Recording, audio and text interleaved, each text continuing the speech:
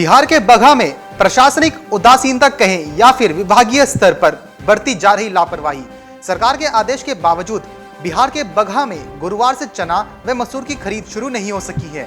व्यापार मंडलों व पैक्सों के माध्यम से खरीद की घोषणा से किसानों में उम्मीद जगी थी। मध्य प्रदेश में कोरोना संक्रमण को नियंत्रित करने के लिए लागू कोरोना कर्फ्यू के बीच एमएसपी पर गेहूं खरीद का काम तेजी पकड़ गया। बीते 5 दिन में 10 लाख टन गेहूं खरीदा गया, जो अब तक खरीद का लगभग 2 गुना है।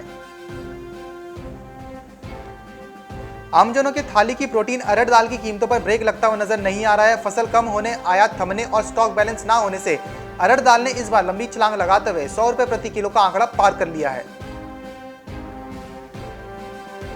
भारत मुख्य रूप से इंडोनेशिया और मलेशिया से पाम तेल का आयात करता है। सॉल्वेंट एक्सट्रैक्टर्स ऑफ एसोसिएशन यानी कि सी के मुताबिक मार्च महीने में पाम तेल का आयात 56.50% बढ़कर 5,26,463 टन हो गया।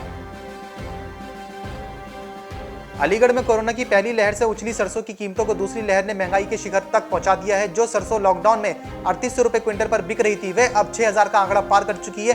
पीली सरसों ने भी रिकॉर्ड बनाए हैं। इसकी कीमत अब 7750 रुपए क्विंटल है। Pakistan sugar mills association Punjab zone ने दावा किया है कि चीनी उद्योग संकट की ओर बढ़ रहा है। चीनी के एक्स मिल मूल्य के निर्धारण के कारण अधिकांश मिलें बैंक ऋण, किसानों का भुगतान, बिक्री कर बकाया आयकर भुगतान में विफल होने की संभावना है। बिहार के मुंगेर में तथा देश में कोरोना महामारी के बढ़ते प्रकोप के कारण मक्का की खेती करने वाले प्रखंड के किसानों की चिंता बढ़ गई है। किसानों को लगने लगा है कि कहीं पिछले साल की तरह इस साल भी फसल तैयार होने पर कोरोना के कारण व्यापारी उनकी तैयार फसल को खरीदने नहीं आएंगे। पिछले वर्ष की तरह ही कम कीमत पर उन लोगों को अपनी फसल बेचनी पड़ेगी। सोयाबीन प्रोसेसर्स ने सोयाबीन की कीमतों में तेजी को रोकने के लिए बाजार नियामक सेबी और एनसीडीएक्स के हस्तक्षेप की मांग की है। उन्हें संदेह है कि सट्टेबाज कीमतों में हेराफेरी कर रहे हैं। अभी सोयाबीन की मांग और आपूर्ति में अंतर नहीं है। हिमाचल प्रदेश के चंबा में मौसम की मार ने किसानों की कमर तोड़ के रख दी है। समय पर बारिश न होने से इस बार किसानों को 15% गेहूं की फसल बर्बाद हो गई है।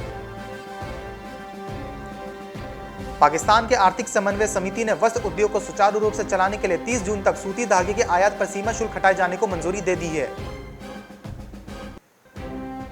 बिहार के डुमराव की सबसे बड़ी मंडी गोला बाजार में गुरुवार को एक दिन में खाद्य तेल के मूल्य में प्रति लीटर 20 रुपए का इजाफा देखने को मिला है। राजगोला मंडी का साप्ताहिक बाजार भी गुरुवार को ही लगता है, जिसमें दूर देहात के दर्जनों गांव के छोटे बड़े दुकानदार साप्ताहिक खरीदारी करने के लिए गोला मंडी आते हैं।